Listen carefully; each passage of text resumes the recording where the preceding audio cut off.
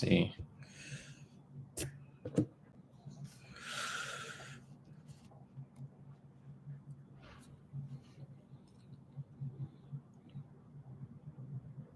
Five oh eight, about 6:30.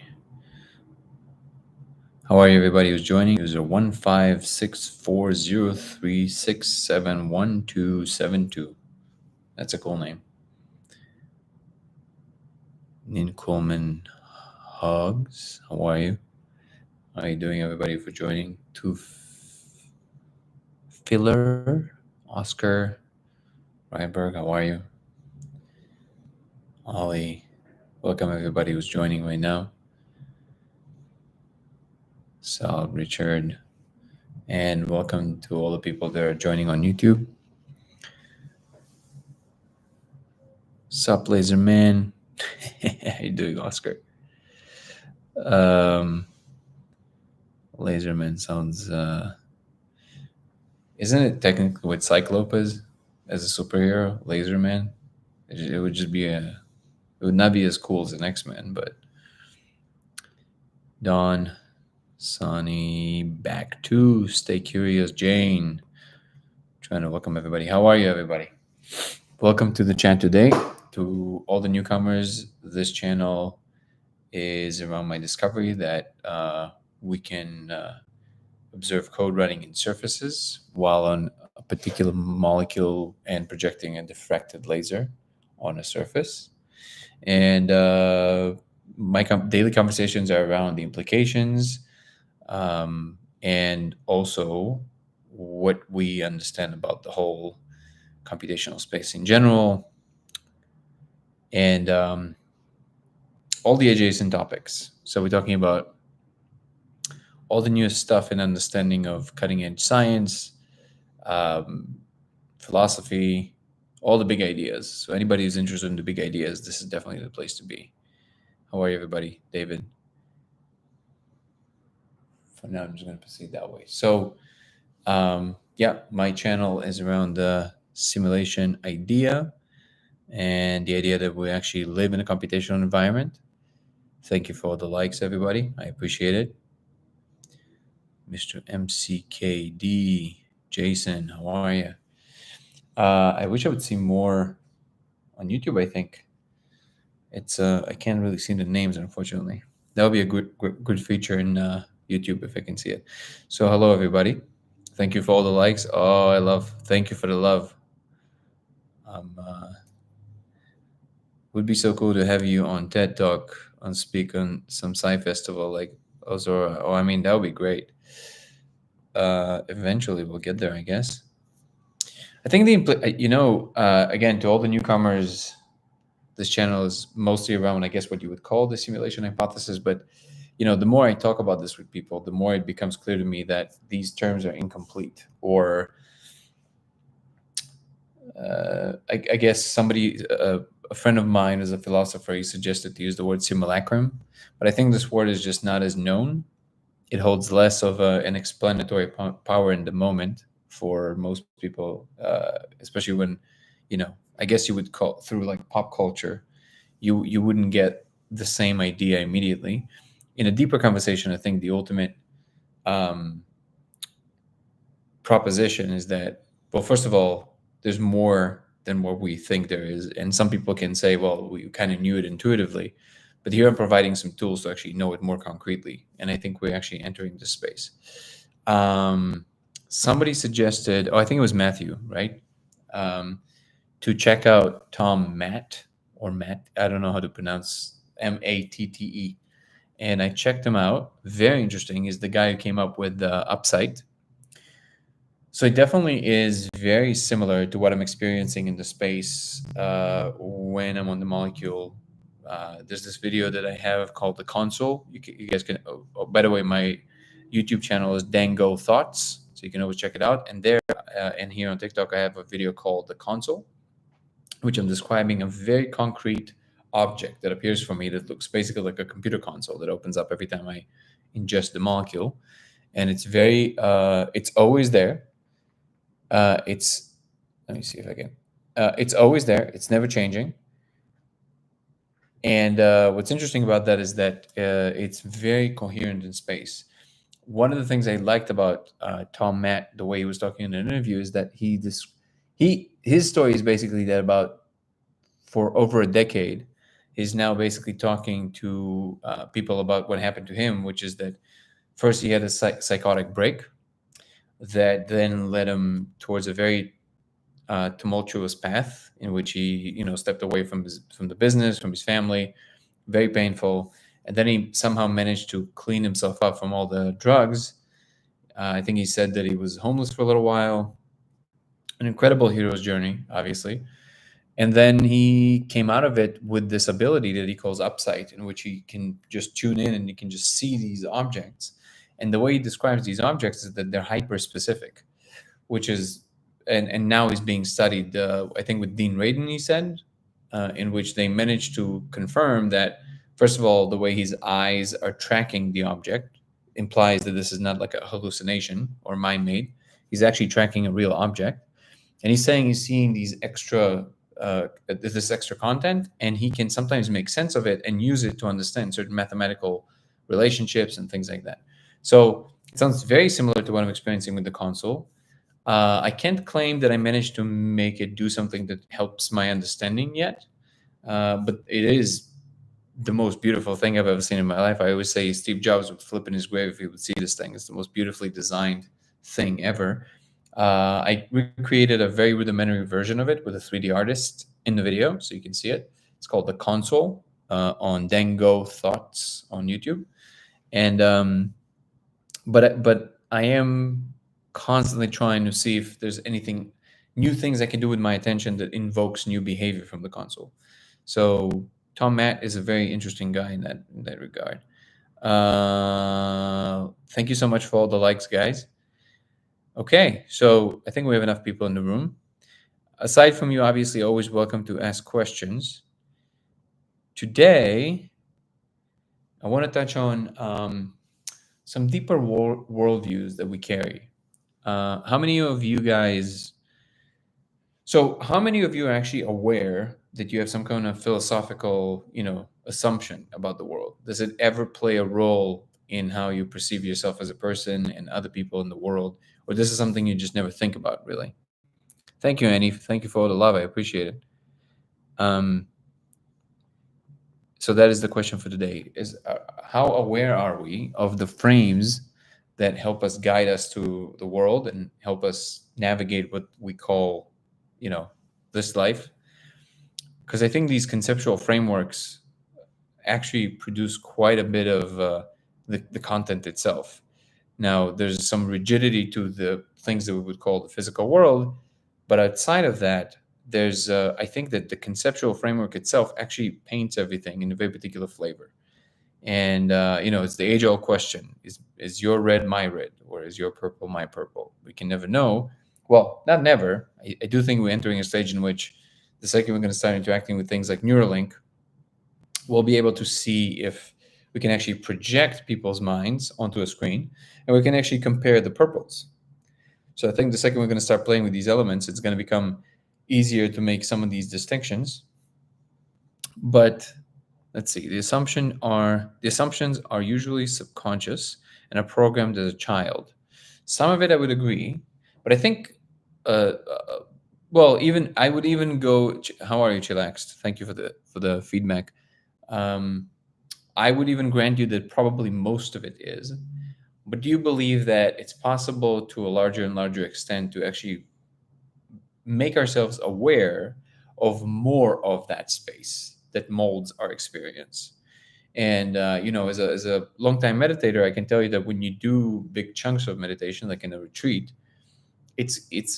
it's easier to enter a state in which you just drop the perception, the framework, or to the extent that you loosen up the machinery enough for it to just become whatever it is that your senses are picking up on, without the whole story of, like, without the self being involved.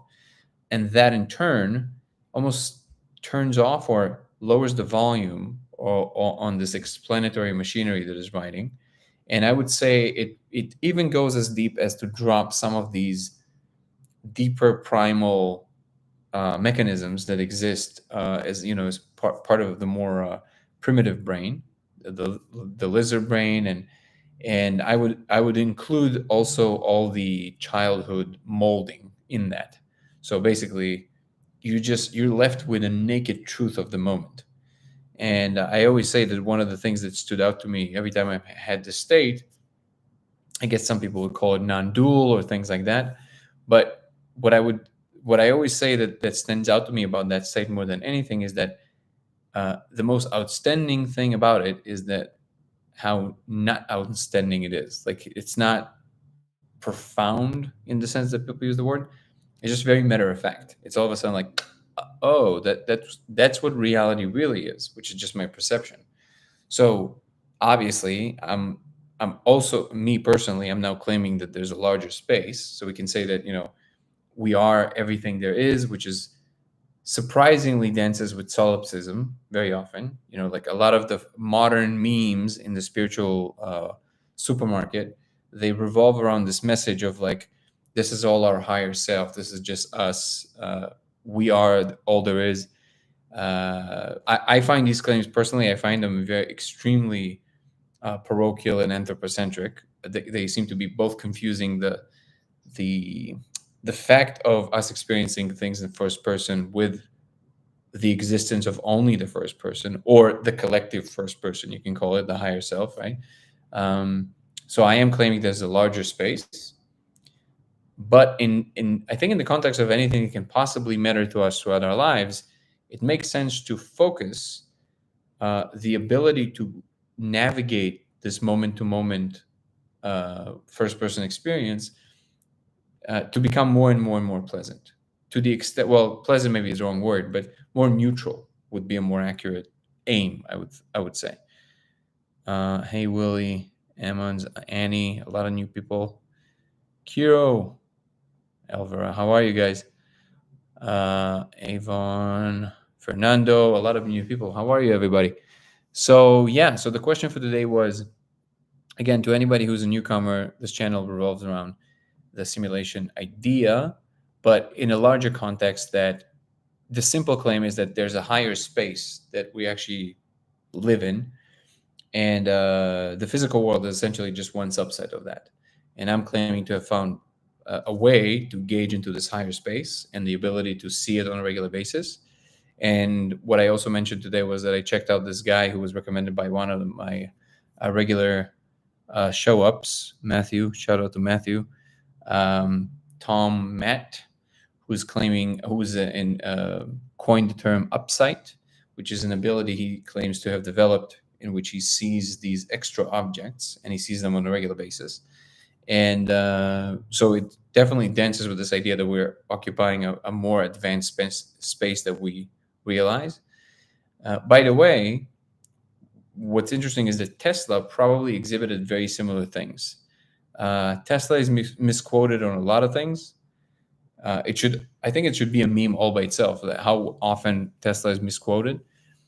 For example, to anybody who doesn't know, Tesla was extremely allergic to the whole, a lot of the claims that you would see people make, the same people that usually, quote Tesla, but Tesla would disagree with them like very strongly. In fact, he turned down a lot of money one time when he was offered it by people who he deemed too spiritual, too out there.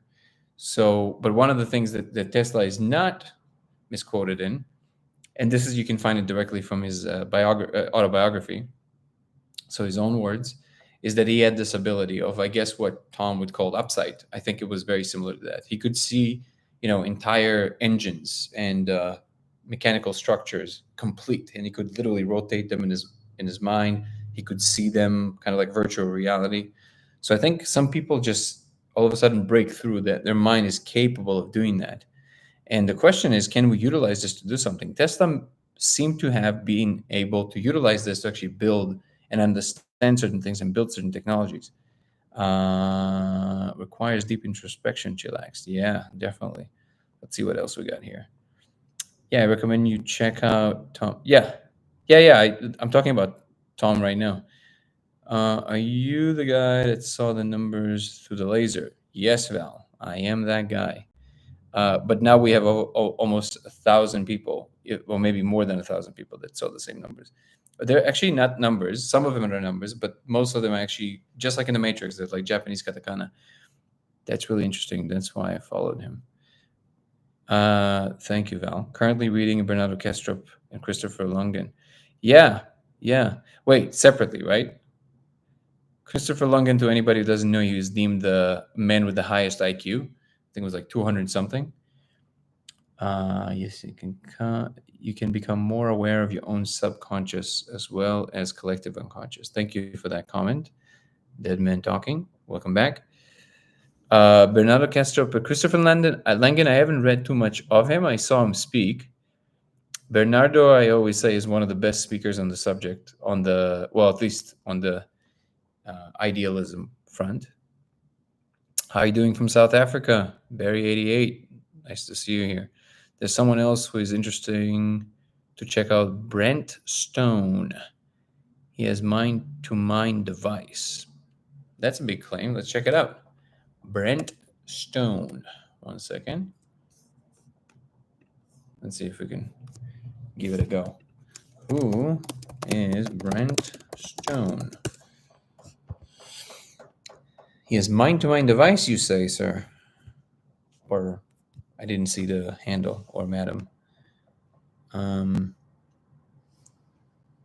What if ChatGPT just breaks in one of these questions?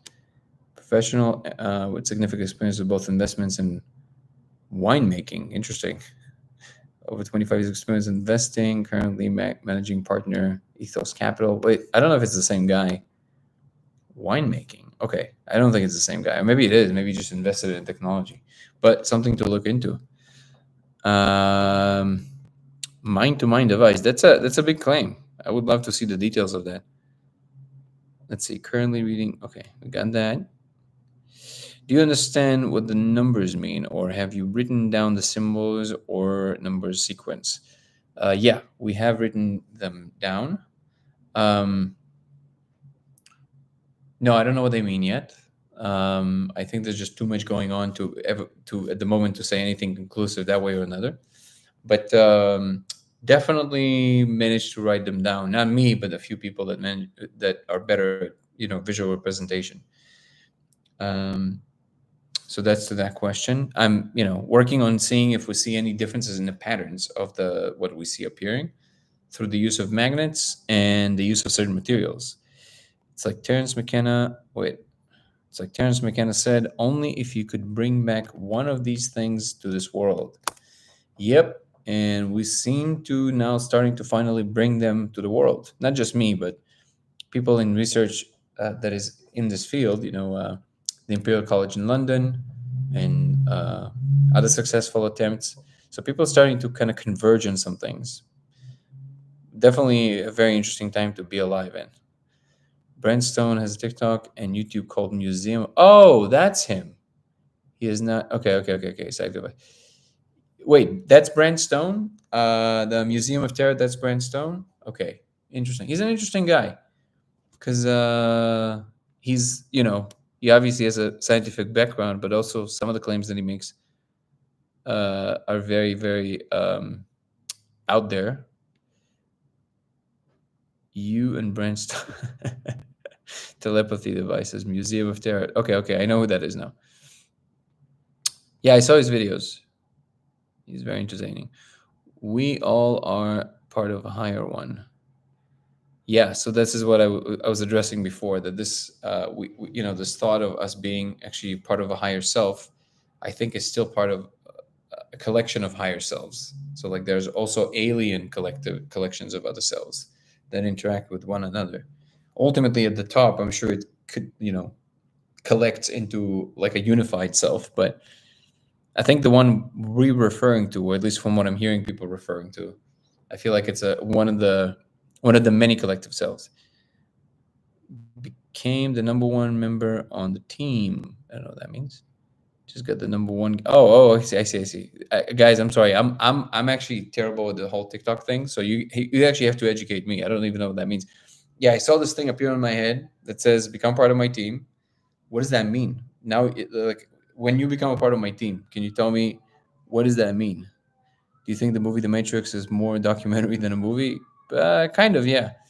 I do think that a lot of these cultural like things people say, for example, one of the most inconvenient facts about what I found is that the code literally kind of looks like in the movie, right?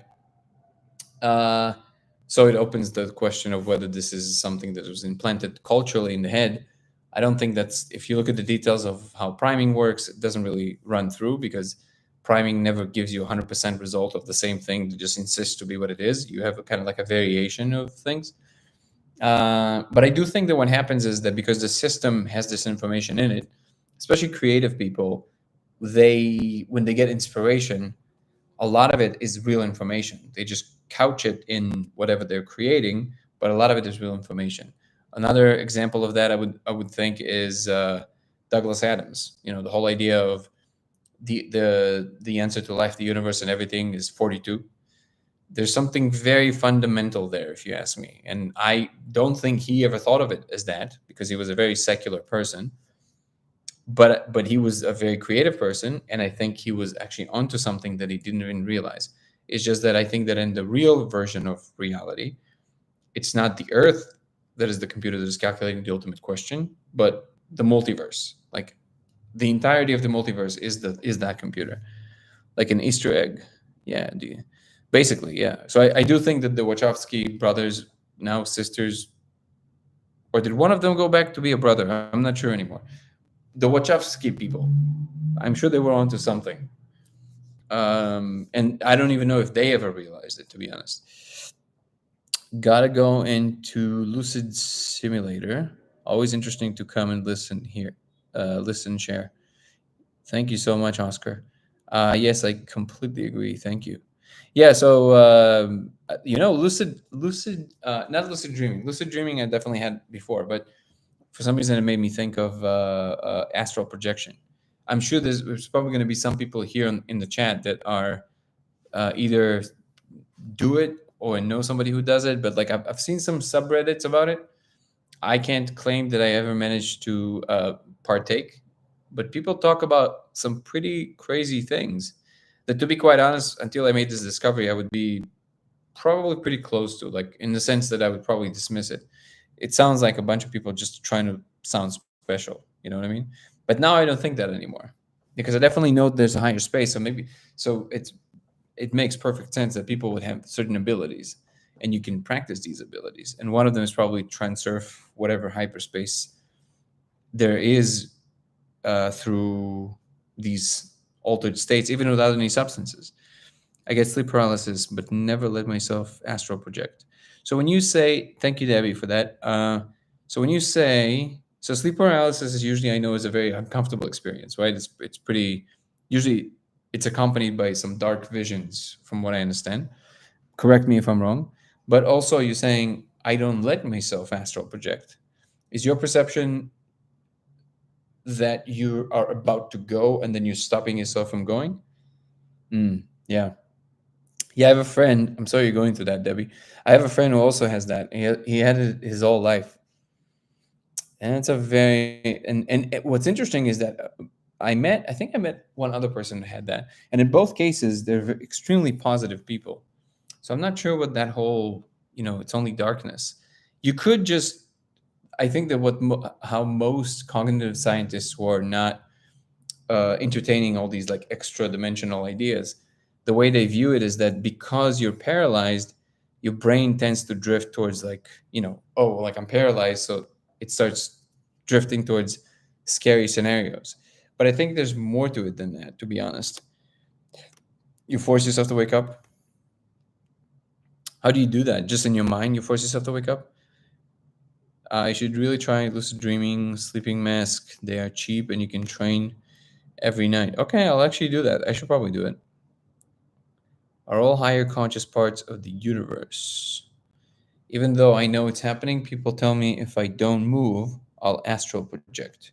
So wouldn't you think that maybe astral projection might actually get you out of the dark vision, or you think it's going to amplify? You're going to go even deeper into a dark space. You move your finger. Interesting.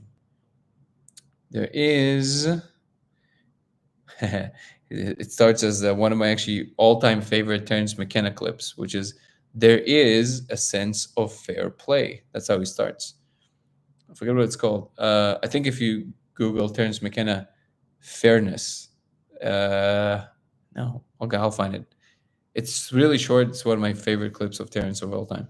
There's an expensive lucid dream mask for 1K that actually works. I don't know. It's just uncomfortable. I see. I tried astral projection back when I was 20. Was always scared when I did it and immediately fell back. Wait, what do you mean fair play? Oh, so let me. Yeah, it's a Terence McKenna. I'll find it on YouTube right now. Terence McKenna fair play. The clip. These are the wrong one. Oh, there it is. If you YouTube Terence McKenna, Nature Loves Courage. Terence McKenna, Nature Loves Courage. It should be 3 minutes and 9 seconds. It's one of my favorite, snippets of Terence of all time because he really brings it home, and I think that he's spot on there. I highly recommend headphones. Just close your eyes. It's a nice 3 minute journey. Terence McKenna had an understanding beyond most human comprehension. Yes, I agree. In fact, one of the original points that pushed me towards the eventually understanding of the laser and the whole thing was Terence McKenna in his work. Really, I have a negative entity attachment. LOL. She is succubus, and I met her in astral. So you went to astral and came back with that thing attached to you. Well, that sucks. Got to be careful with that astral. Viewers. Oh, okay. It says we're notifying viewers that you're live. Thank you. But why wouldn't you just do it automatically? Hi, TikTok. As a guest. Nah, she's been manipulating my dreams. I figured out for years. Wow, man, it does not sound fun. Wait, what is happening here? That I don't even know. Damn, I don't even know where my chat was now. Let's see if I can find it again. Jeez. Let's see. Oh, here I am. I forgot what window I was in. Oh no, YouTube. Because it's the same pattern every time. I accidentally went to astral and there was a dude standing before me and two mop-looking dogs. Whoa. I know a hypnotherapist whose specialty is removing attachments. Interesting. One of the dog's heads fell off. Wow, well, there's some projection. Into your kitchen and borrow your leftover pizza. Wow. So there's a lot of people experiencing astral apparently in this room. Yeah, I can't say that I've ever partaken in that. Do you guys think that we'll ever be able to in this lifetime? Let's say we wouldn't know a scenario in which we wouldn't know anything about science, right? Do you guys think that at a certain point there will be we'll be able to figure out some function of the brain that will actually get us the ability to go into these spaces in a way that would actually allow us to build certain technologies without the process of going through the rigor and understanding and everything we know the scientific method to be? Do you think there's like a shortcut? Let's see. Yeah, I'm not going to ask her. I figured out she could dream. Been farming my energy. It's always interesting to watch the momentum of the chat. Like, you would throw in a subject and then people still kind of commenting on the last subject. So, wormhole to future technology. Yeah, I do think a lot of these insights that we get, that basically through which we develop the new technologies, are essentially these openings into these higher spaces that basically give us like a snippet of information that then we have to instantiate in regular matter. I think that's essentially how it works. And again, like we mentioned today, Tom Matt, who's coined in Upside. I think that people like him basically they had one of their channels just stayed open, So they always have access to that place. When you see the code, does it go in a certain direction, always south or always towards? Yeah, it's moving in. So the question was if the code is always moving in the same direction on YouTube. Thank you, Nate. The code is moving in a few different axes. One of them is around basically with like an array of buckyballs. So you see these like a field of what looks like they're truncated icosahedrons. So they're basically kind of like, well, they're buckyballs. They're kind of like carbon 60 or a hacky sack. And there's just a bunch of them. And the code is, they're made out of the code. So they rotate around the axis of the buckyballs. But it also uh, arranged in these enormous columns. And these columns are moving around slower. So they're rotating and then they're moving in the columns. And then also each and every digit is switched in its own place, kind of like the old briefcases, when you have to put the code. So they kind of goes like this, like each and every one of them. So they're moving on 3 different axes, maybe 4, but it's always very coherent. So thank you for the question, Nate. I love hypnotherapy. Problem is I brain, so it's hard for me. You meant drained? Interesting. You're drained after hypnotherapy. Our ego evolved to achieve the things we have, but it hinders us in the mind ability. What do you mean? Our ego evolves to achieve the things we have, but hinders us in the mind ability. You mean it prevents us from going further in the understanding of the higher spaces? Is that what you mean, Soulflow? Avon Bakersdale. Welcome. Been farming. Okay. Also, I want to see something, guys. So anybody who's in the chat, if you don't mind tapping the like button for a second, I want to check something because TikTok just told me that they're notifying other people. I want to see if there's uptake in the number of people in the chat if we go over 2,000. I don't know if it goes by the thousands and then they notify more people. Thank you. Yeah, if we can just reach 2,000 real quick, I just want to see that. I want to see if there's any uptake. I'm still trying to understand these algorithms. It would be great to have the chat a little fuller. I mean, I'm really enjoying whomever is here. I'm also very. It's awesome to see that the same people show up every day. It means a lot. It means that this has some value, and I appreciate that. I want to see if we can bring more people around, and I want to see how we can actually do that. Kiro, thank you for the likes, guys. Ego is a ego is survivability and physical. Oh yeah, I agree with that. I think that ultimately you have like this infinite dimensional perception, and then when you reach a certain space and you're localized in that space, you have essentially an attachment to the rules of that space, and in our case, it's the 3-dimensional space. And then what we call our ego, I guess, it would be this tethering to this particular set of rules, and it starts specializing and operating under the set of rules in this physical world.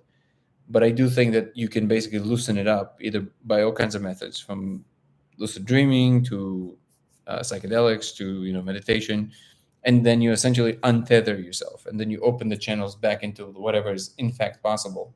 But I think that they're like islands of stability. So if you're in this 3-dimensional space right here, there's another island of stability somewhere over here, but in between there's just a lot of empty space. And when you start moving from one to like the external environment, before you reach any other island of stability, it just kind of feels like chaos and nonsense and craziness. And then eventually you reach another stability. So I think the in between space can be problematic. This is where people kind of encounter a lot of weird stuff. And I feel like part of navigating is knowing how to just kind of detach from the need for anything to be anything and from the need to understand. So potentially you can have an easier time during the time of the chaos between the next island of stability. Does that make sense? I feel like we see it also in somatics, right? You see on the Chladni plate when you vibrate the sand, right? So you go to a higher frequency.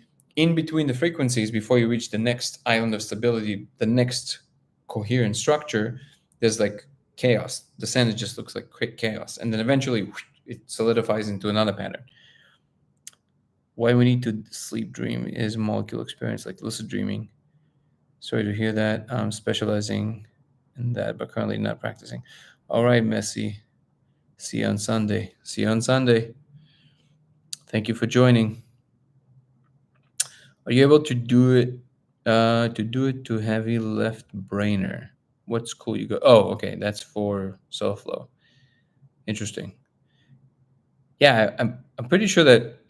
Well, you can talk to that SoFlo, but basically, I'm pretty sure that when you get to like the types of people with their focus. Thank you so much, Vanquela Martinez. Thank you so much for the gift. Appreciate that. Thank you. Oh, appreciate it, man. Let's invite you to talk if you want. You're welcome to join if you'd like. But I wonder, I wonder if you have to take into account when you're hypnotizing people. If you have to take into account the types of people, the types of minds. Pretty sure you do, right? Do you approach it differently? What's my thoughts on deja vu? It's hard to say. I think so. Science has a pretty straightforward explanation. Again, it's it depends what kind of language game we're playing, right? The straightforward explanation of deja vu is that your brain has ways of labeling memories. So when you have an experience, there's a short-term memory, which is almost like the kind of like the immediate thing you're interacting with, and really all of reality is short-term memory up to a certain point. Like even what you're experiencing right now, in a sense, it's already a memory because it takes some time for the brain to buffer all the information and deliver whatever you're saying or experiencing. So there's a label for that. It's almost like a code, right? This happened now. Then when it over a certain amount of time, it goes into a different part of the brain that's responsible for storing long-term long-term memory, and it gets a different label. So the straightforward explanation is that what happens is there's a short circuit, so to speak, and then what happens is that the brain mislabels the experience. So you're having the experience now, like I'm seeing this bottle now, but then the brain by mistake gives it a label of a long-term memory. So it goes like, oh, this looks so familiar, because it thinks it saw it before because of the label, but you're seeing it now. So that's the straightforward explanation. But I do think that so if I have to give it like my best guess, I think that what actually is going on is that it's actually closer to what Terence McKenna. People always give him a lot of grief for the whole conundrum with time wave zero. To anybody who doesn't know, I'm sure that some of you or most of you will be familiar, but basically he came up with this model, and it was like a computational mathematical model in which he extrapolated the I Ching and all the hexagrams, and he thought that he found essentially what he called the wave of novelty. Like he ran these calculations with a mathematician, and then they arrived at this conclusion that basically it maps novelty of the world. Now, he gets a lot of grief for that because apparently he fudged some dates. He made some things match. Like for example, he predicted that in 2012 it's going to be the end of some kind of a cycle, just like the Mayans did. And later, in retrospect, it I don't know the details, but I think it was supposed to be a different date, and he just kind of made it match. And people almost use it as an example for like a delusion that a brilliant mind can go through when they're too convinced of their own secret sauce. However, there was a central idea in the way that he arrived at these conclusions, and he saw time as like a spiral, like a fractal and a spiral. And essentially, imagine if you have, according to his model, we were basically being pulled towards what he called the eschaton at the end of times. In the beginning there was the logos, there was the word that spoke itself basically and we're being sucked towards the end of history, the way he spoke about it. And this is something that I don't think a lot of people understood, or maybe they did, but one of Terence's biggest things was that he was not thinking of a lot of these things. He was not thinking of them as metaphors. Terence was thinking about them as very straightforward and real. By the way, that's the thing that gave me the courage to assume that maybe what we're actually interacting with in the molecule space is actually real. But in that model, because we're being sucked towards the singularity, towards like some kind of a middle of some sort, the time keeps being like the circles are shortening and shortening and shortening and shortening. So if you imagine, let's say 19, oh no, let's say 17 something, right? So it would be right here on the spiral, right here. And then you keep spiraling in, and now time accelerates, or there's shorter circuits of time. But every time you reach the same point on the spiral where 1765 happened, whatever, if there was like a big event there, this event holds a certain signature of novelty. There's like, I don't know if there was like a big war or something. So the next time you come around, I don't know if it's let's say 18 something, right? And then 19 something, and then today.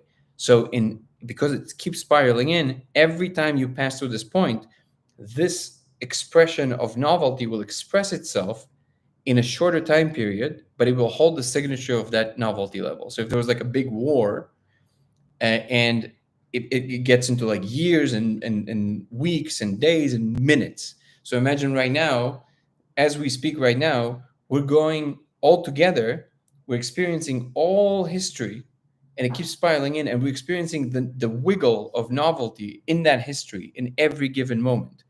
And let's say, you get into a fight with your significant other. You think it's because of something private that happened to you, and that's your story. But the truth is that because you passing through a point in which it was like a big war many, many hundreds of years ago, and that signature of that war, of that amount of novelty, basically expressed itself through you in that moment, through like a disagreement or a fight, and it seemed to have like came out of nowhere. So I'm saying it because I do think that idea of the deja vu actually is happening, where we keep circling in, and we're experiencing this flux of novelty, or whatever word you want to throw at it, but like an energetic flux of whatever the universe is doing, and experientially we're experiencing it in different ways. And I think one of the things that deja vu can be explained through is, if you look closely, next time you have deja vu, I want you to look closely at the event. The assumption usually is that, oh, this happened before. But if you look closer at what seems familiar, it's actually not the event. It's how it feels to be in that event. You see what I'm saying? So like if you're standing in the supermarket and you're looking at a cereal box and just holding and looking at it, and all of a sudden you get a deja vu, and you go like, oh my God, I've been here before. I've done this before.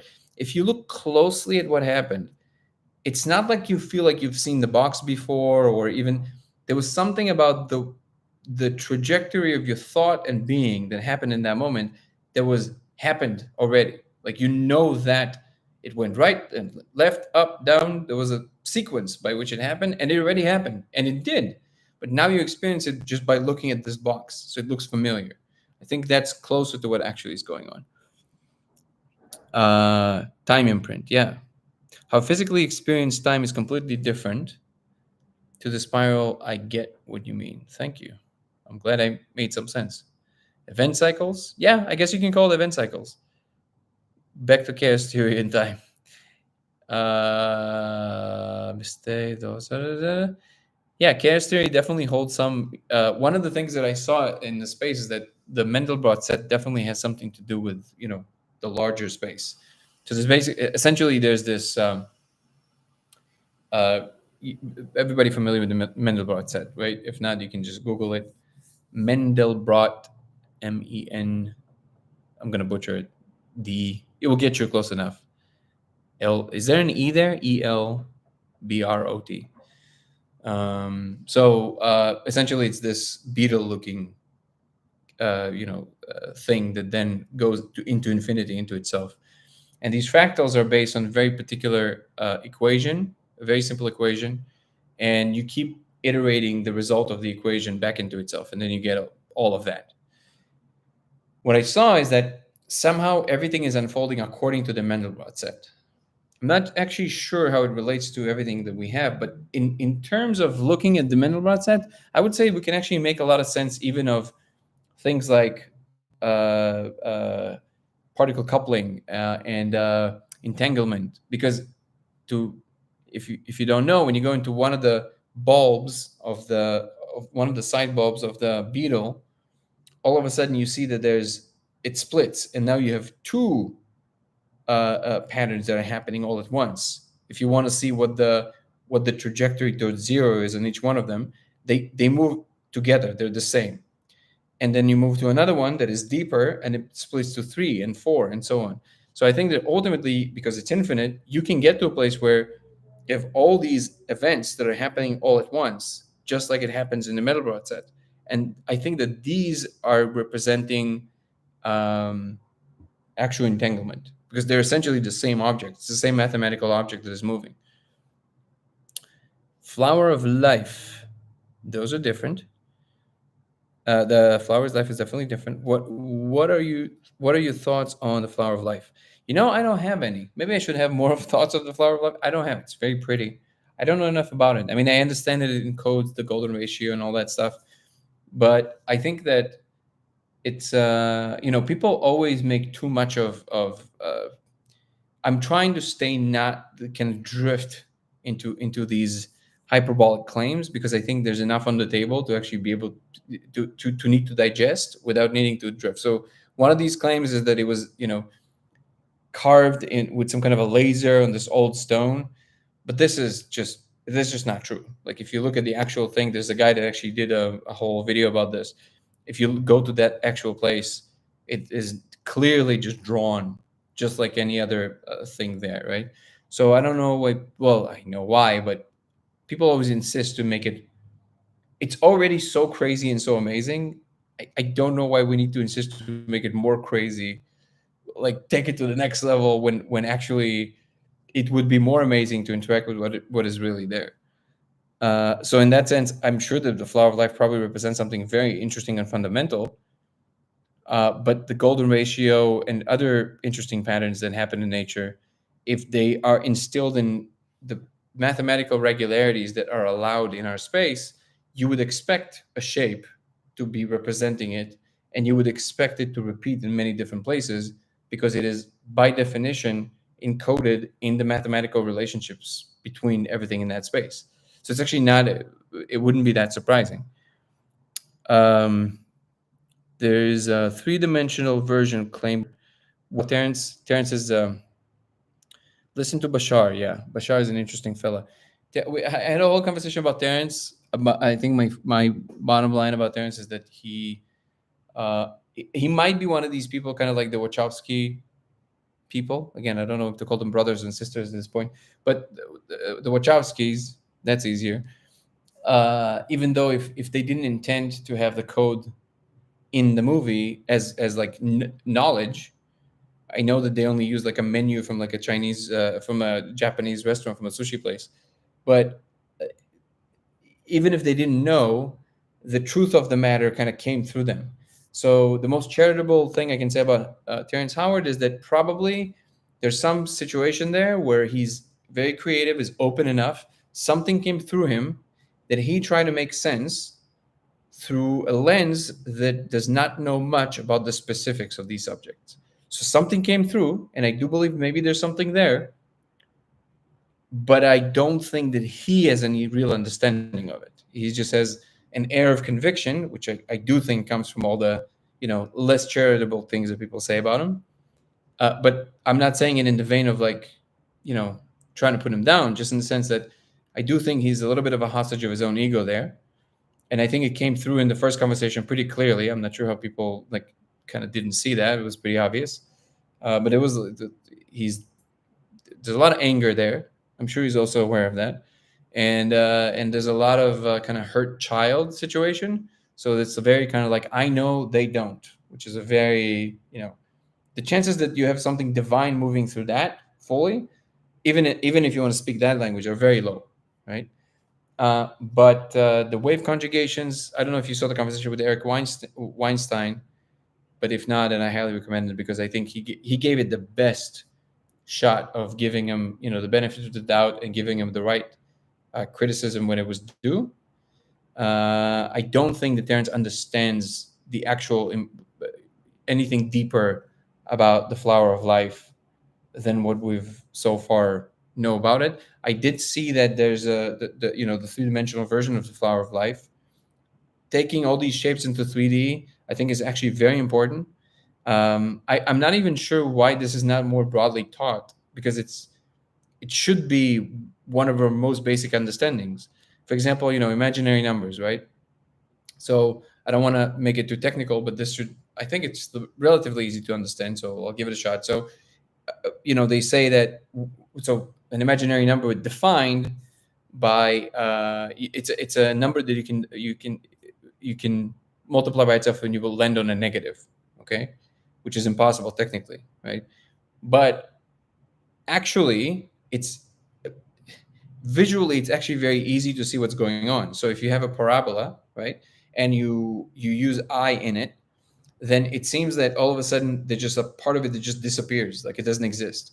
But if you take it to 3D, you'll see that it doesn't disappear. So if the parabola was going this way, right, but all of a sudden this whole part was truncated, you're like, where'd it go? Well, if you take it to 3D, you'll see that if you run the math, it didn't disappear. It just went into the third dimension. It curved into the third dimension. So literally the parabola goes, like if it goes like this, all of a sudden it goes towards you and goes back and down. So, and that's just like a super simple, straightforward math. And I remember one time in college, I brought it up to a professor in math, and I asked him about it. He didn't know, and I was flabbergasted. I was like, "How do you not know this? This is like so like it's available. How is this not taught in school? This is such an intuitive way of understanding of why that is and what is happening here."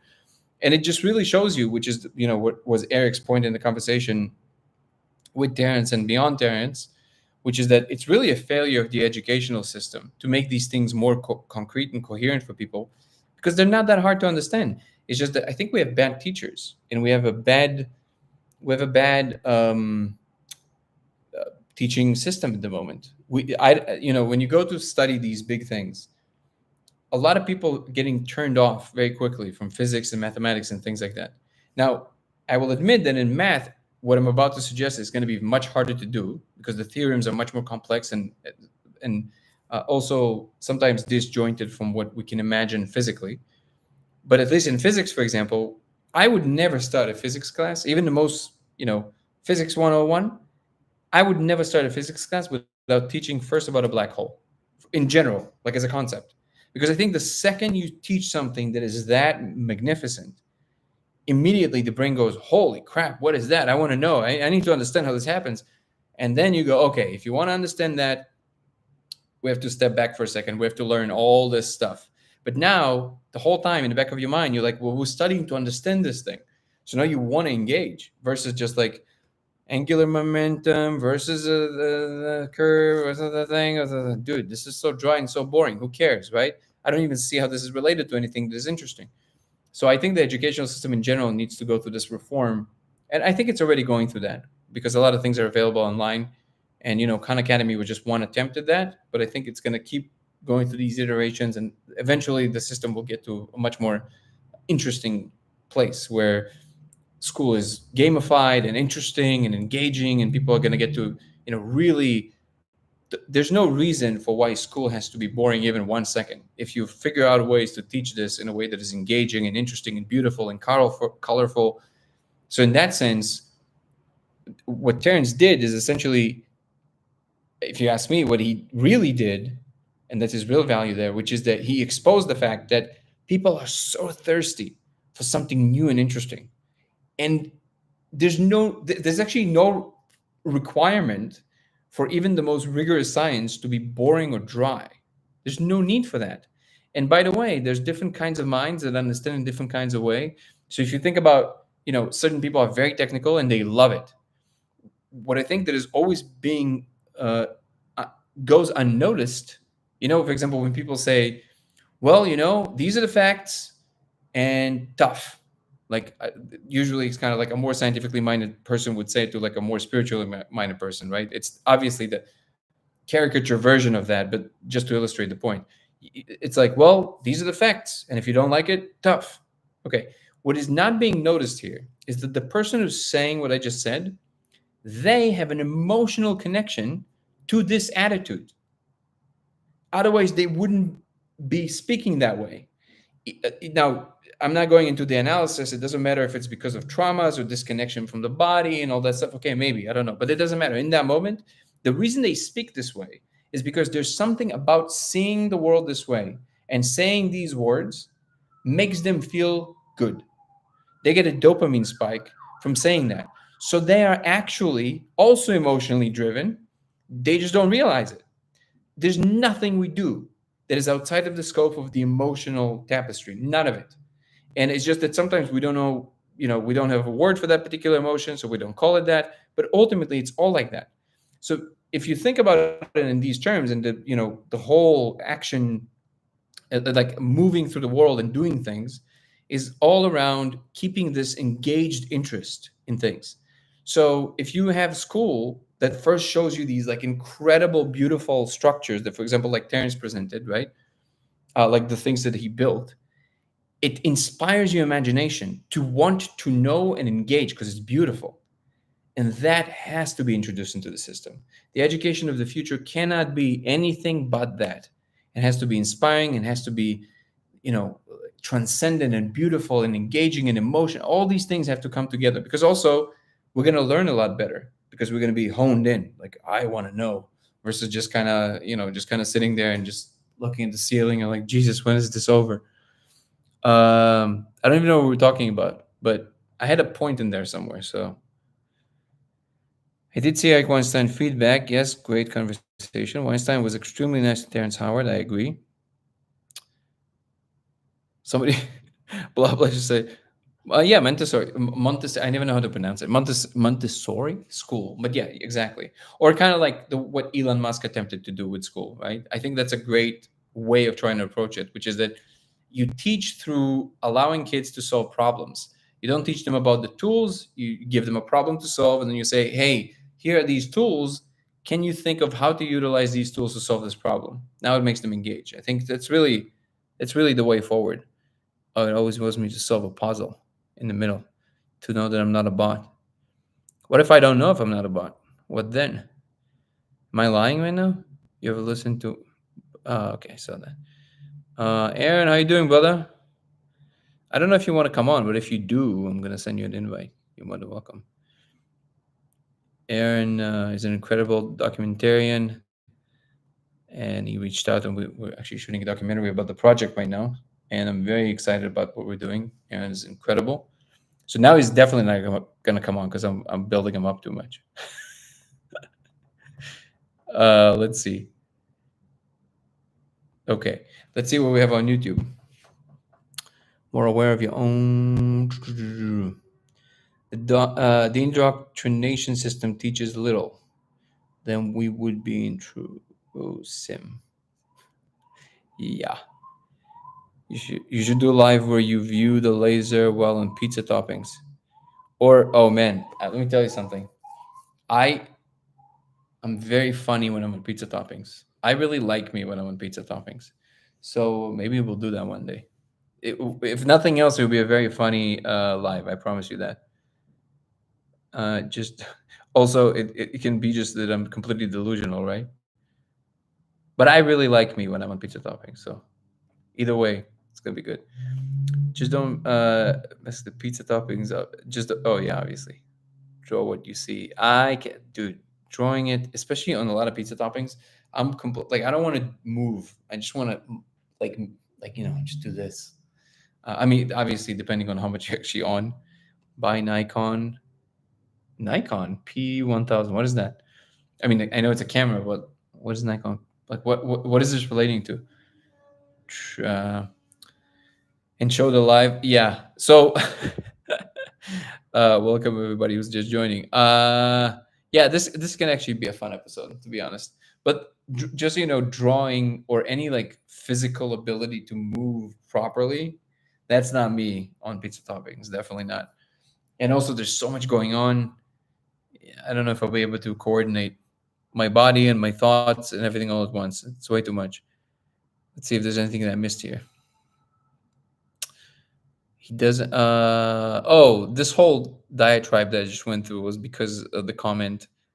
Was it Val or somebody else? He received a download. I think it was about the Flower of Life and Terrence Howard, right? There's a three-dimensional version claimed by Terrence Howard wave conjugations, right? I don't think that that's what the wave conjugations are.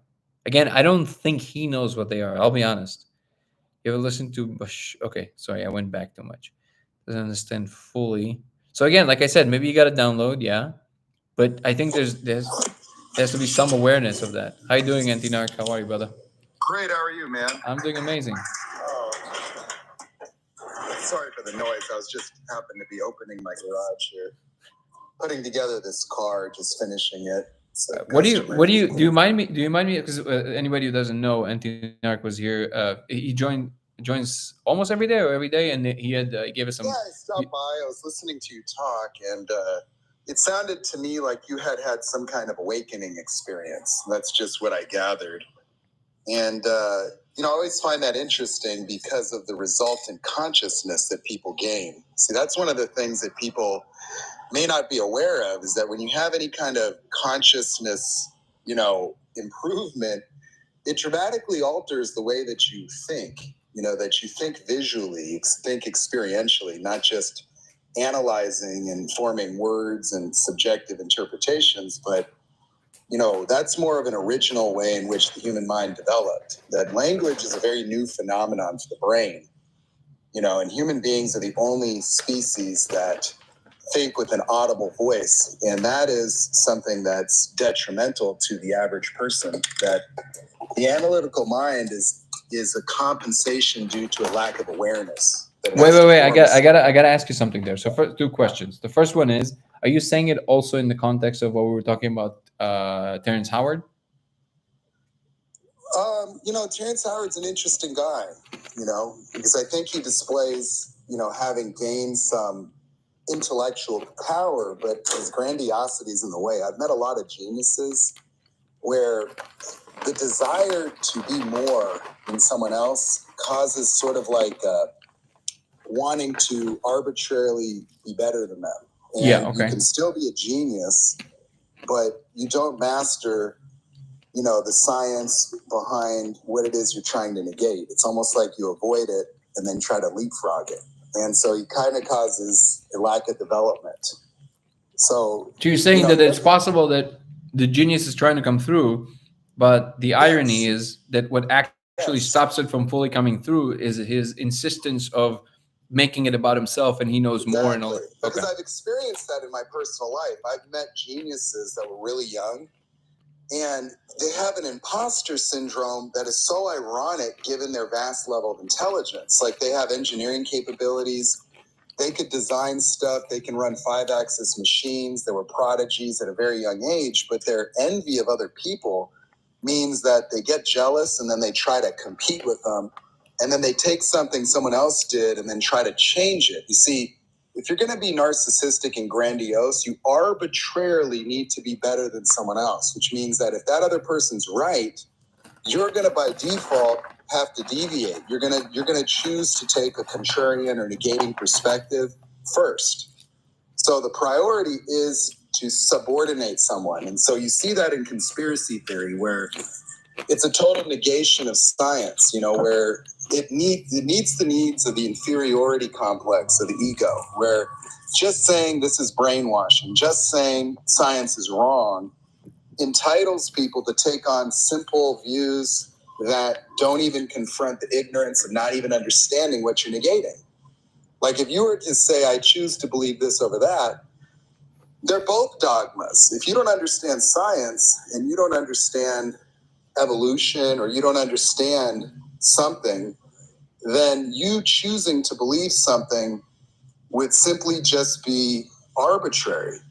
That you're just choosing to believe it and then retroactively acting as if your choice had something to do with reality itself. That human belief is in of itself ignorance, because belief is the absence of awareness of something. Interesting. So you're saying that there's you either know, because the second you say you believe something, you immediately you created a distance between you and the thing that you're supposed to know. You objectified and solidified something, and then you by default have no ability to gain any awareness of it. That you've defined something, you've put rigid boundaries around it, and you've eliminated any observation of it. Oh, I love this. I love this perspective. So, by the way, one second, blah blah. Just so you know, Duncan Trussell is one of my all-time favorites. Secretly, so before, no, Auntie, I'm not cutting you off. I want to continue this. I just want to I want to help people also to be a part of the thing. I definitely want you to continue with this thread. I love it. Just a couple of things. As one side note, just so you know, I see even though it would be amazing to obviously be on Joe Rogan because of the obvious reasons, secretly my all-time my big goal is to end up on Duncan Trussell's podcast. That would be amazing. Duncan is one of my favorites of all time. Narc, two things. First of all, thank you for always sharing your thoughts. I really appreciate everything you're saying. It always lands and rings very true. So thank you for that. The second one, I want to ask you if you understand the specifics of what actually happened to me and when I'm here talking to people. Do you understand that? I wouldn't necessarily brand it as an awakening, even though the awakening process seems to be coupled to it. What is happening to me is that I essentially found a way to objectively see a part of this higher space that can be replicated by everybody, and in a sense, it makes it more democratic. And because I know you like to just go, so I want to throw this at you, and then I'll just let you go. So that's the second thing, and the third thing is I wanted to ask if you don't mind sharing what is and you don't have to obviously, but what is it? You said you're working on a car. It's just on the side. What do you do in life? Which you want to go first or have me talk? No, that's why I just threw everything at you, and now you go. You have a very flowy style, so I'll just let you go. Yeah, I mean, I started working on cars in 2015, and I started to really discover creativity. I did not know I was creative.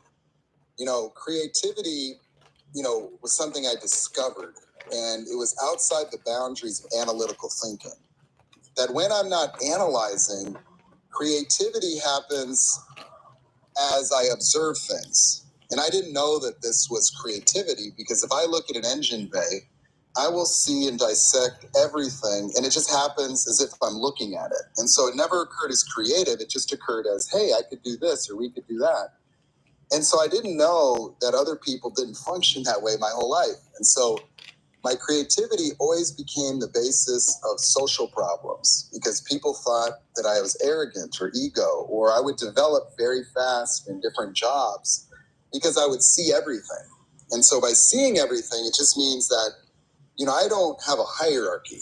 I don't care about being better or worse. I just would go into something and see how to do it. And then I would express it. And initially it would always be all good, but then it starts to infringe upon the comfort zone or roles of people. And it would always result in betrayal, sabotages, envious people that I was unaware were sabotaging until it became apparent. And so they essentially broke everything that I ever did, and I started inventing things and building things, I got a 2,000 horsepower car I built myself that's in my garage, and I do that for customers. And it's got a lot of technology that I invented that even deals with green energy, that you wouldn't think a car guy would be interested in demonstrating that you can use vegetable oil in a 2,000 horsepower car you can daily drive without needing to do anything special to the oil, or that we could use algae to have unlimited green energy forever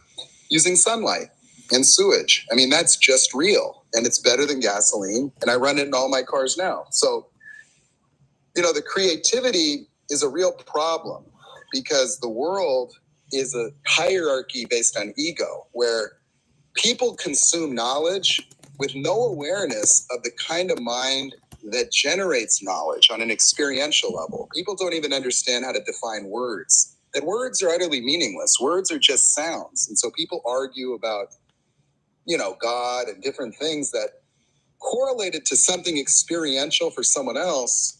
But because the ego is incapable of experience, the ego is a state of dissociation and analytical thinking and anxiety, where the fear has disconnected the person neurologically from the total sum of cognitive powers that would be normalized if people were to wake up to the fact that fear is not an emotion.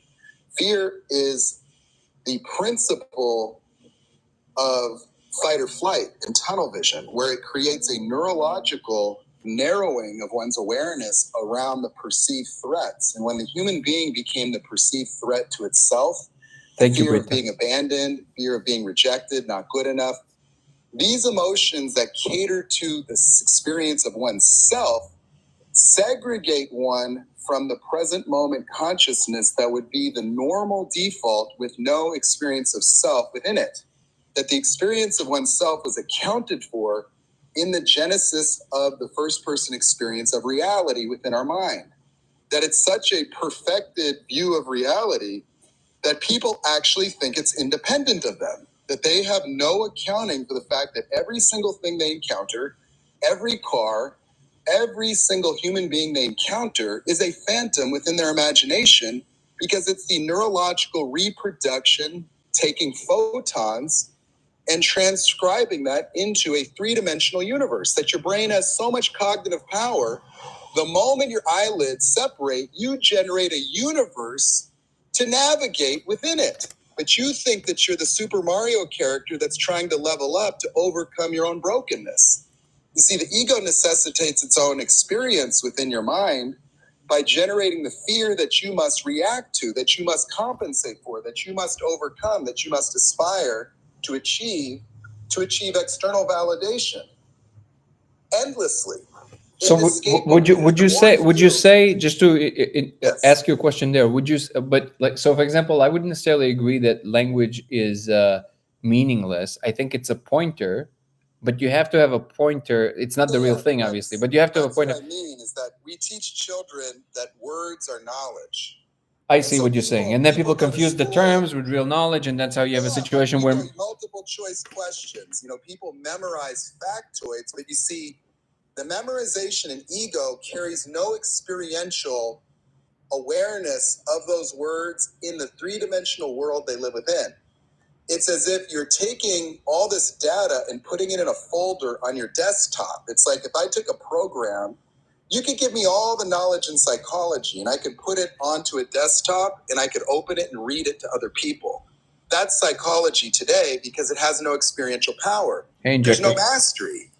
I see. So memorizing things is an ego function of differentiating yourself on the basis of an entitled claim to dominion over understanding something that you learned in anxiety, that you don't even want to learn anymore. That you learn something and then you put your stamp on it, and it didn't even come from your own mind. That people don't have authorship of their own ideas, that they cannot tell the difference between parroting, paraphrasing, and plagiarizing the ideas of people in the past through the consensus of that knowledge. And so it's more than that. You had a whole period even in physics in which, the whole shut up and calculate period, in which people confused theorems or mathematical expressions with explanations. So they confuse the fact that it's not a knowledge, it's just like, this is your way of proving that this thing is logical, but it's not an explanation of what in fact is going on. And just a tiny thing I want to inject there is that even though I've heard these ideas in other forms, the way you were just expressing it made me. Oh, can you mute while I'm talking so there's a lot of noise, and then go back? Thank you. So basically, what you were saying just now made me see a complete. I don't even know if it's metaphorical. I think it's exactly what's going on in the way that you said. Essentially, ego and the way we perceive this world is a disassociation. And then if you ask yourself, what is it disassociated from? It's disassociated from the larger mind that just knows what in fact is happening. And then you disassociate and you enter this one sliver in which you guess in this sliver, and you're trying to guess outwards. So the rest of it is going on. And the word disassociation. What it is. 1 second before you continue. The word disassociation is so close to the word decoherence in the physical realm, because essentially what happens, according to the many worlds interpretation, is that when you have the wave function, and then when a measurement is done, in other words, when something interacts with something else in any way, it decoheres. And it's a confusing term because at first you think like, wait, decoheres from what? Decoheres from the larger wave function. So it becomes not part of the full totality of what it is, but it becomes a slice of reality that we are experiencing, which sounds exactly like the disassociation from the larger self.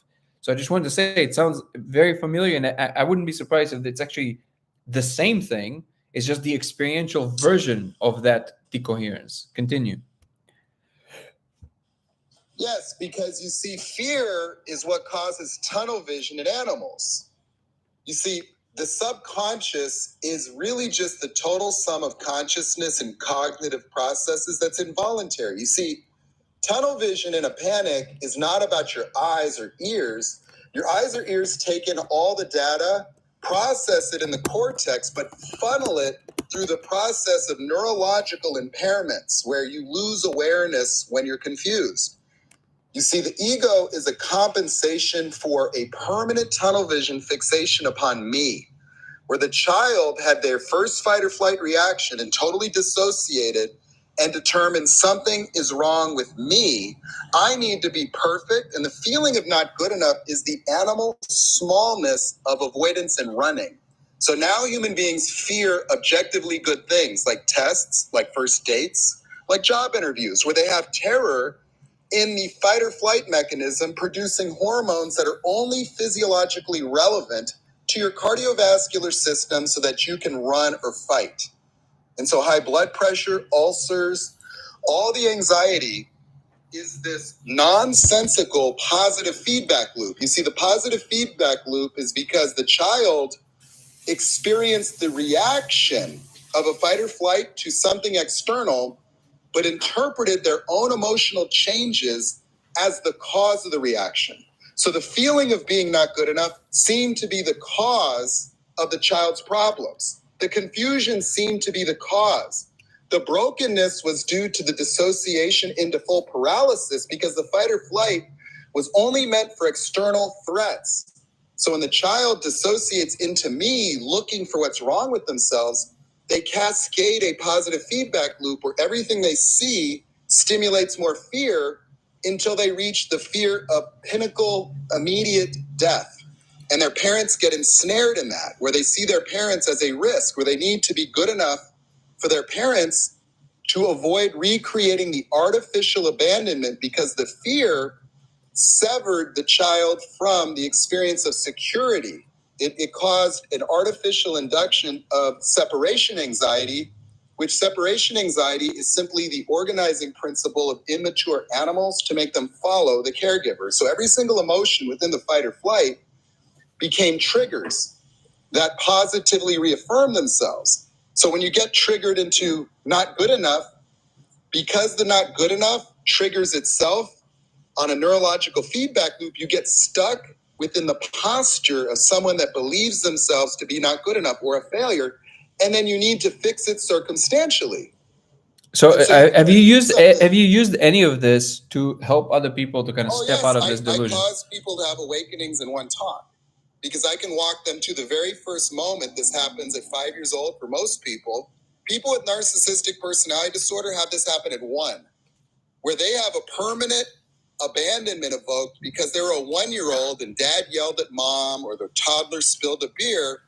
The screaming, they didn't have the cognitive ability to form any behavioral understanding of their reality. And since the child had not enough brain power to even interpret dad or mom, it made them afraid of everything.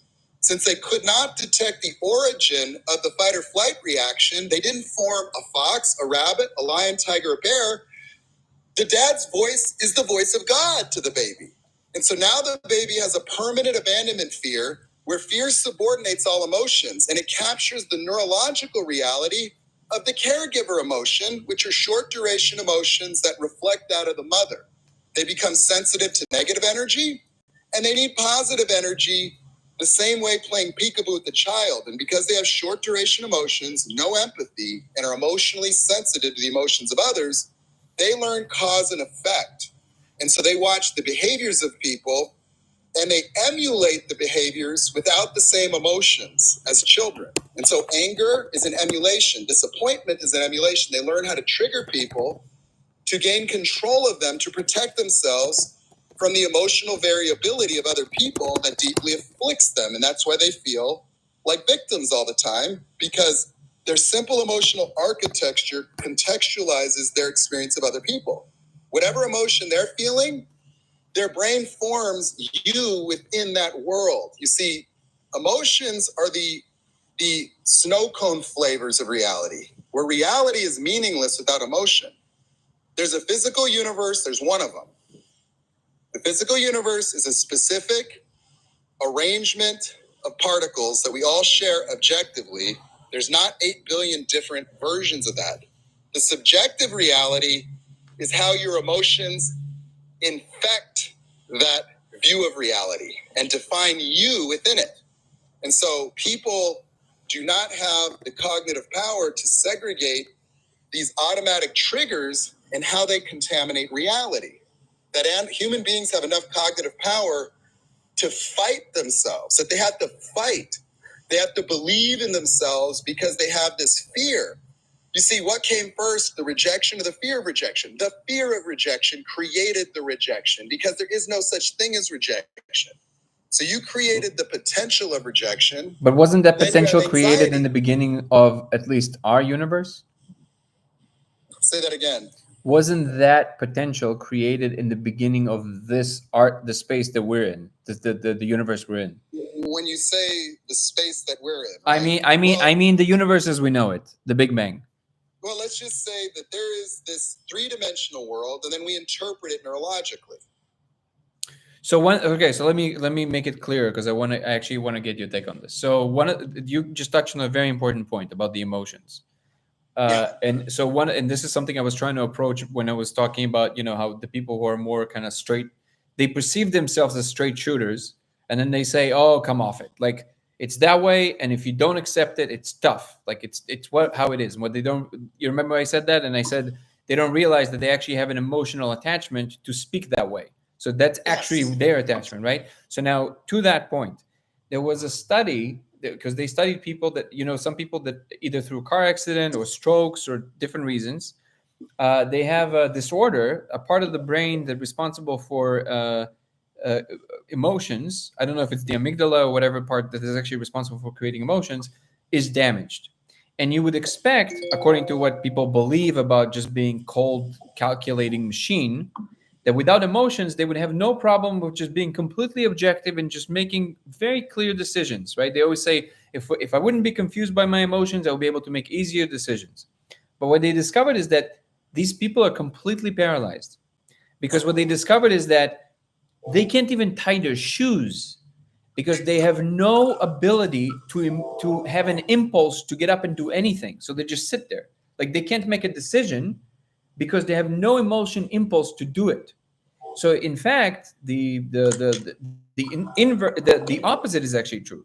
That without emotions, you're incapable of making. You have to define emotions because you see, we're not talking about emotions; these are malformations.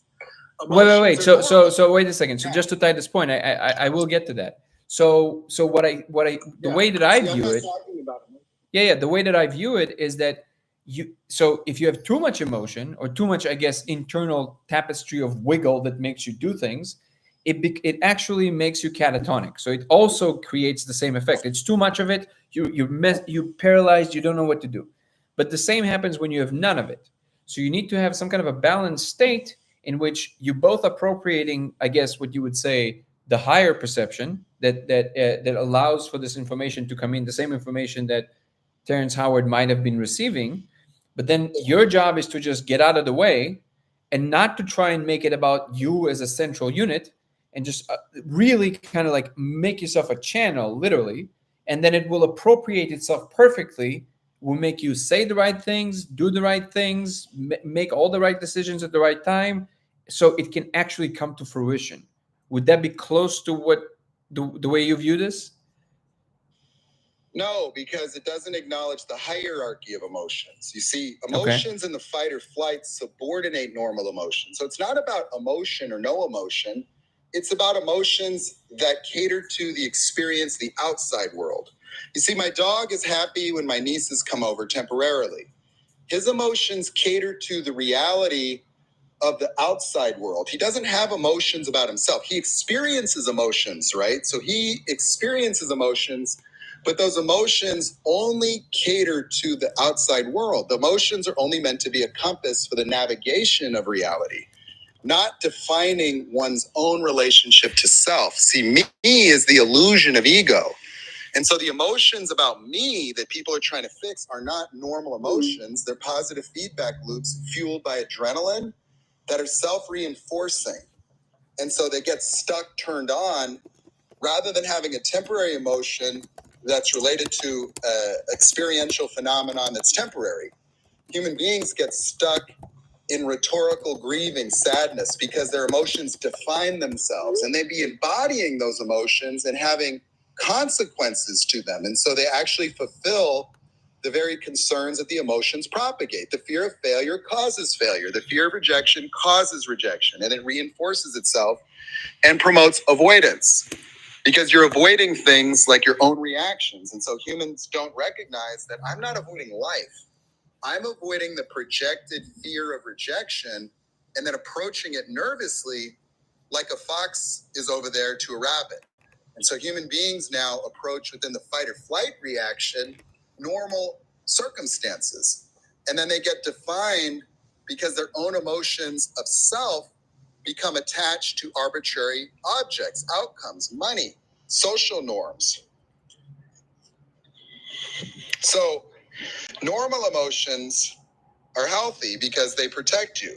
You know, they tell you with the reality what's going on. Somebody's being abusive, you should experience that. But you shouldn't experience it as I'm not good enough. You shouldn't experience it as an abandonment threat.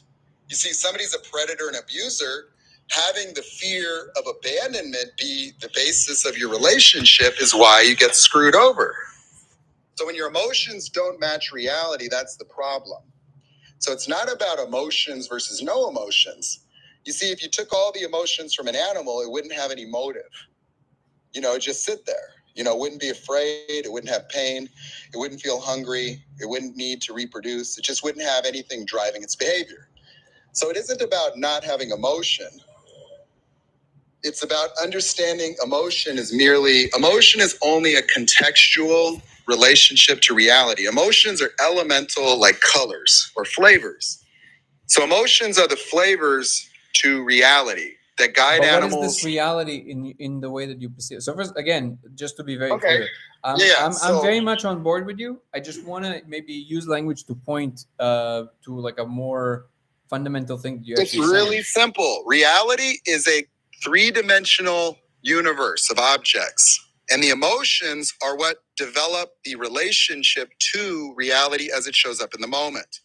So if a fox is sitting there and a rabbit shows up, they have a response emotionally to the change in reality that guides their behavior. And so emotions evolve to inform animals on how to engage reality. That if you took the emotions from the animal, they wouldn't have any motive because they don't understand the multitudes of their own behaviors. See, animals don't eat because they understand nutrition, and they don't mate because they want children, and they don't run because they understand life or death. And so emotions were necessary to cause their behaviors by forcing their relationship to reality, by providing color and context to the moment in which they live to accurately enable their survival. So emotions have an interest in accuracy. But if your emotions are inaccurate, then you continue to make mistakes because something shows up in front of you. Here's a guy treating a woman badly. You see, now she gets an abandonment fear. She gets triggered into thinking she's not good enough. That is not the right emotion. She should be afraid for her life, or she should be severely disrespected and just say, you know what, this isn't working. But because she doesn't have the right emotion, she has a trigger that's about her. So his behavior does not mean anything about her, but in her mind it does. Right. And so she experiences a fear of abandonment that makes her run to the abuser because she's avoiding abandonment. So if you're avoiding abandonment, then you run to the person that's threatening to abandon you. And you form even more profound attachments where your own emotional well-being is now up to them. And so they'll breadcrumb you to make you feel a little better. And then they'll control you by devaluing you to threaten the relationship, to make you attach like a 5-year-old child. And so you take on the emotions of a 5-year-old, and then you get abandoned, and you feel like a 5-year-old that got left at Disneyland. Right, and they do it completely subconsciously. They don't do it consciously. They do it also subconsciously. Something that I want to also These engage. emotions are involuntary because they're fight or flight. They're pattern recognition, just like an animal. You see, an animal has a fight or flight reaction. It doesn't choose to bark. It causes the reaction.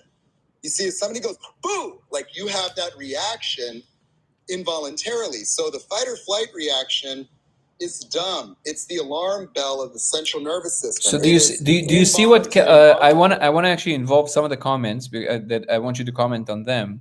So there's a couple. I see you, Soulflow. I see your comments. I will address them in a moment. But you see the last comment by Cal Toktek? He says, "I agree, but you'll just be observing the new emotions. Observing seems like the base level." I tend to agree with that. That the observing is the only thing you really need to do, and the more you relax this machinery, the more it just kind of falls into place. Exactly, because what happens is that when the emotions are subordinated, you also have a neurological blockage.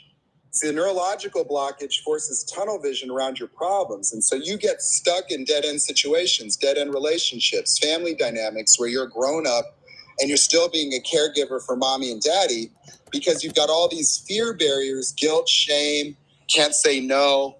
And so you see, within the fight or flight paradigm becomes yes or no decisions, black or white. Catch-22 is the only way you navigate. And because the emotional consequences are predetermined in each framed decision, you're going to be in a pattern because you already are afraid of saying no. So you're afraid of conflict. That's universal. And so you're in this catch-22. And because your consciousness is reduced to fight or flight, you lose awareness of the infinite range of options that every moment presents you. Right. And that's the problem with humanity. That's why we can't negotiate peace deals. That's why we can't do green energy, because the ego only thinks yes, no, right, wrong, good, bad, but black and white. It doesn't have the creative plasticity associated with being beyond the boundaries of black and white, yes or no, right and wrong thinking. It doesn't have any creativity. Right. So I agree with you. So now to take, so if you take it to the moment-to-moment experience, let's say somebody's listening right now and they're like, okay, how do I implement this beautiful teaching? Let's say we take something very specific, right? Somebody. You let go of the triggers underneath everything. Well, wait a second. But that's important because the specifics really matter here. Let's say you show up, just like you described. There's a situation in which something happened with another person, somebody close to you. There's a trigger there. And let's say that now that even if you don't see exactly how it happens in real time, you at least have awareness that you have these triggers. So something happened to me in the past. Doesn't matter why right now, but I feel threatened when my partner says X.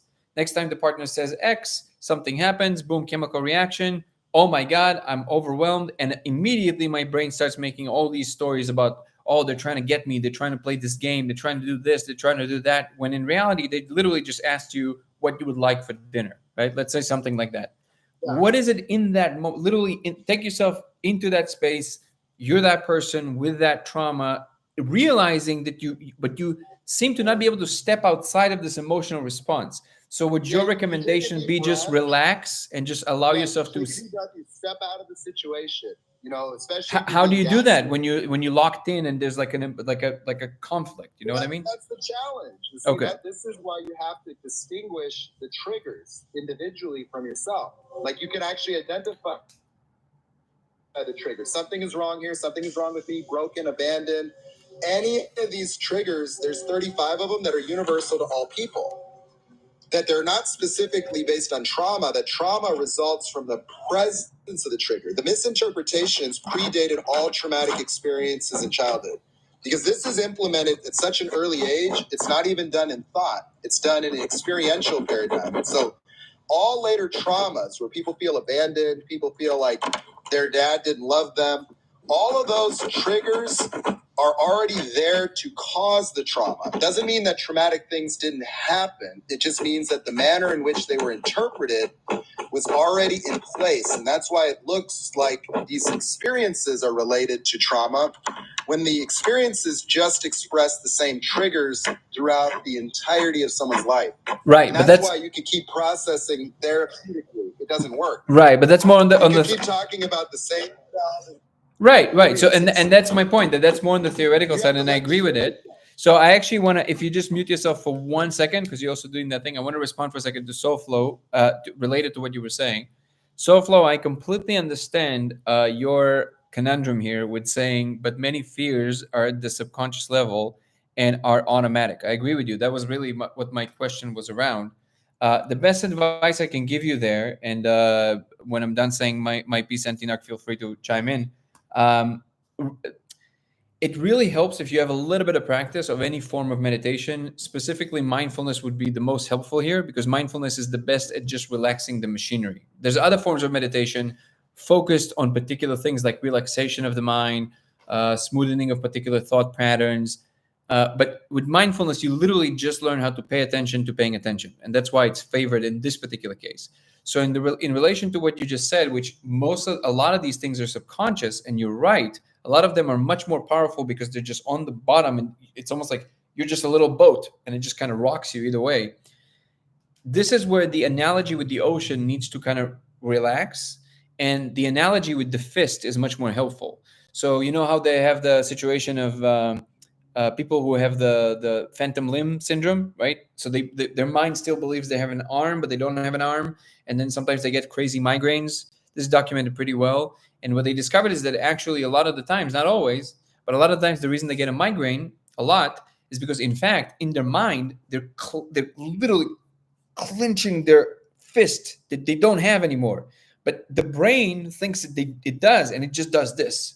So eventually, if you just do this 24 hours a day, you'll get more than just a headache. You'll get terrible aches all over your body, right? So what they do is they maybe you're even familiar, but I'm just going to say it for anybody who's not.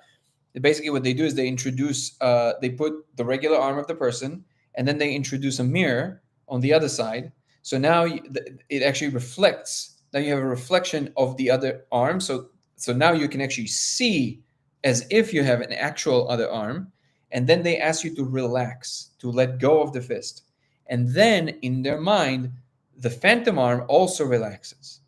So in that situation where you feel like you're really like you're in a storm and you can't do anything, to the extent that you can, and it's not necessarily that you will always be able to, but the more you practice, the better you become at it. Even though the ocean is enormous, you still have a choice of letting go. Just release the fist. Like, even though you want to say the thing back, you want to say it, and sometimes you will. But the more you practice, even if you catch yourself like saying it and you're like, dude, I can't stop myself. Holy crap. Like, I don't want to say it, but it just comes out because of my trauma. Fine. Observe. Just observe and try. It's almost like sitting into like a comfortable couch to the back. But the closest I can say that it feels is like releasing the fist. Just release. Let go. Let go. Just let go.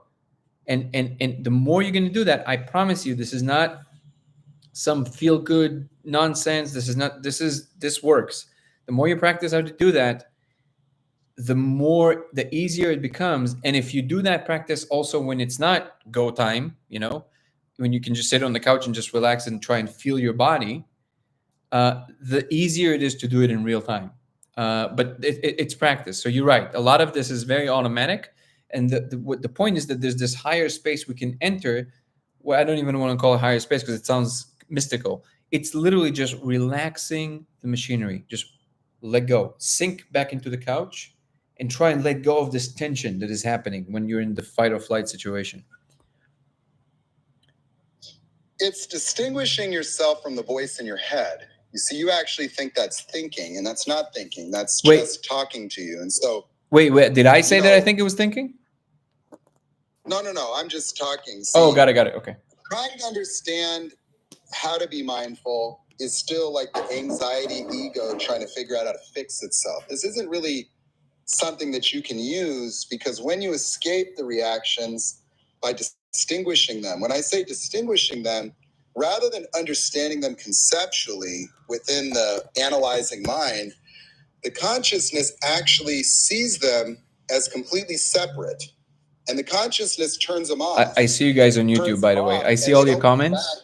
Yeah. And so what that means is that you will not react the same way. In fact, you'll have revelations. You'll have epiphanies. Like when somebody goes to do something, what'll happen is that rather than reacting, you'll become aware, because your subconscious holds all the memories of all the subconscious emotions that you do not feel. You see, your memories will expand. You'll even see what was in your imagination when things happened in the past. Your imagination or your mind expands so dramatically that your memories become crystal clear, that the ego does not permit easy access to memories. The ego, in a state of dissociation, has limited access to the experience of the person. Analyzing yourself is disconnecting from the reality of your experience, trying to explain it. So I do want to interject there shortly. So I don't fully agree. I think that there's definitely a role to play for okay. but for the intellectual game to. I do this every day, so I do this. No, I know, but but you know, we all have different life experiences, and I'll tell you why I don't fully agree with that. Is because you do have situations, and I'm an example of that, where certain people, by speaking a certain way that is alluring to the intellectual mind, do get you interested in certain things that eventually lead you to the deeper understanding. So there is a role for language. That's not what I'm talking about. Okay. That's not at all what I'm talking about. You're saying that analyzing something will never get you to analyzing yourself.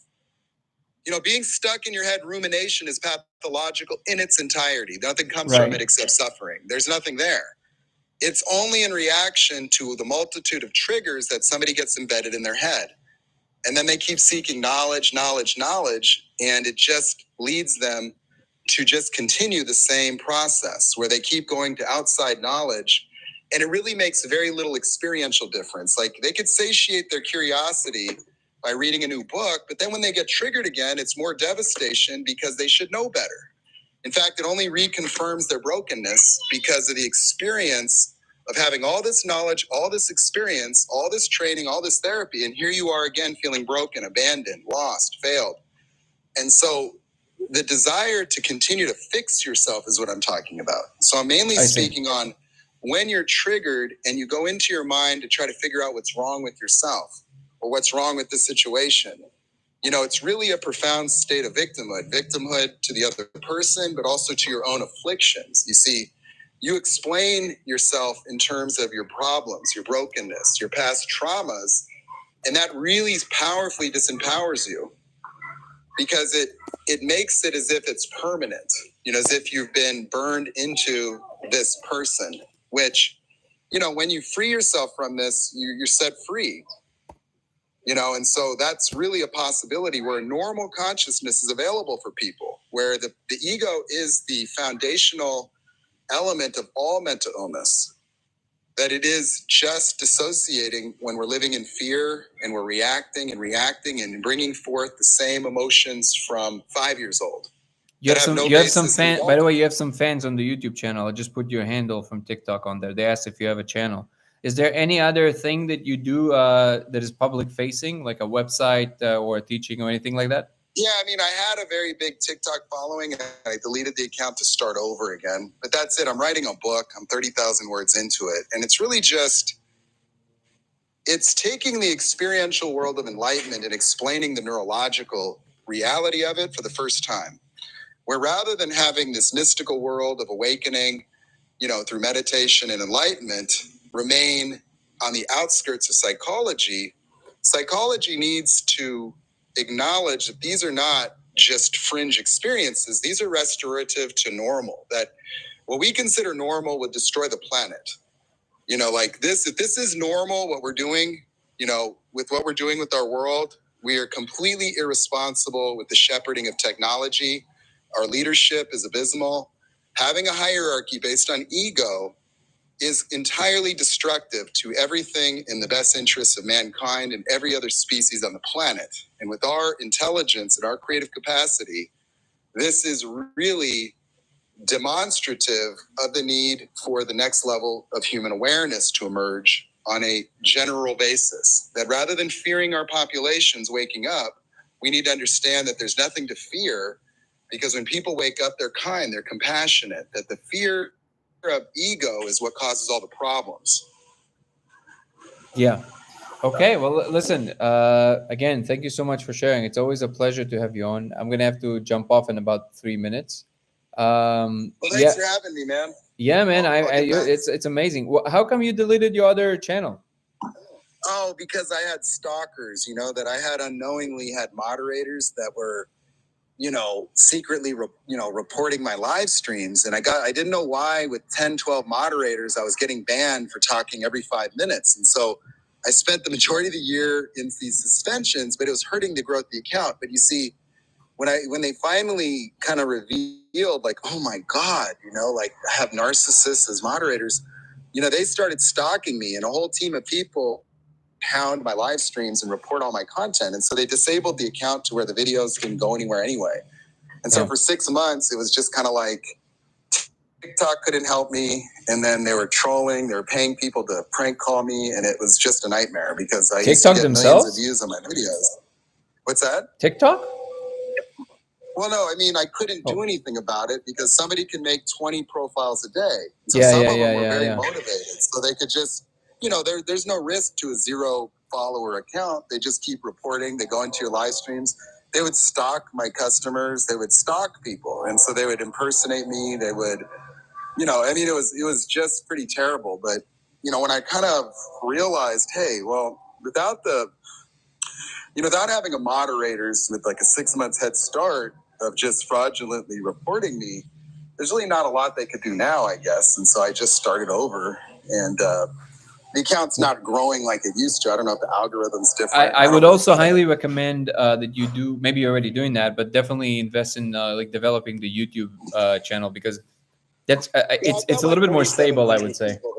What? Yeah, I've got a following there. I'm going to invest more in the higher quality content. Like I had a lot of different plans. What's your YouTube channel? Because I have people on YouTube asking about you. What's your YouTube channel? Nate the Ordinary. Nate the Ordinary or Nate Ordinary? Yeah, there's a link on my. Okay. Nate the Ordinary. I might have changed it. You can look on my my account here. It'll be a link there. Okay, so everybody on TikTok, everybody on YouTube, the profile that I typed in on TikTok, that's Nate's account on TikTok, and you can look up there. You're gonna have a link to the YouTube channel as well. Yeah, man, I really enjoy every time you come on. I am of the mind of Cal Talk Tech that just said we are getting better. I do think we are getting better. The what? People are waking up, and that's the amazing thing. The awakening experience reveals genius. It reveals creative capacities that are beyond your imagination. That a lot of the things that I'm aware of are not functions of me. I really warn people against praising me. I say, you know what? Do not objectify me by thinking that anything I'm able to do is some function of me. It's not. Part of the awakening experience reveals a more universal consciousness that gives you a lot of power and clarity that all people have, and they're unaware of it. Yeah. All right. Well, guys, I gotta jump off.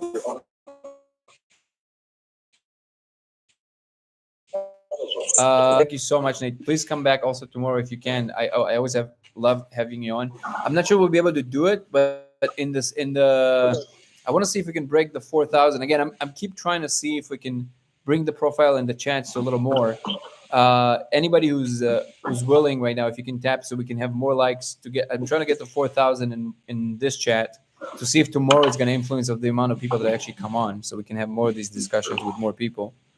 Oh yeah, for sure. Yeah, I'll get my live stream again, and we'll get a lot of people. Amazing. Yeah, man. Truly, it's really a pleasure. I'm gonna bring another guest. I don't know if probably in the next few days, and I want you to jump on as well. I'm gonna send you on in the DM when it's gonna be. Wendy, and she's very much in that space, and I think if we have like a 3-way conversation, it can be very, very productive. I really appreciate it. Britta, thank you so much for everything. Thank you for the gift. And thank you for the appreciation. Thank you for all the people that are here every day. SoFlo and Caltech Talk, and Matthew is not here with us today, and I saw who else was here. There's so many regulars. I really appreciate you guys. Blah blah and Val and Debbie, and yeah, I know I can't mention all of you, but thank you so much for always being a part of this. And thank you for all the likes. We went through the 4,000. Guys, see you tomorrow. Always an absolute pleasure. See you, Nate, and see you, YouTube. Have a good night and peace.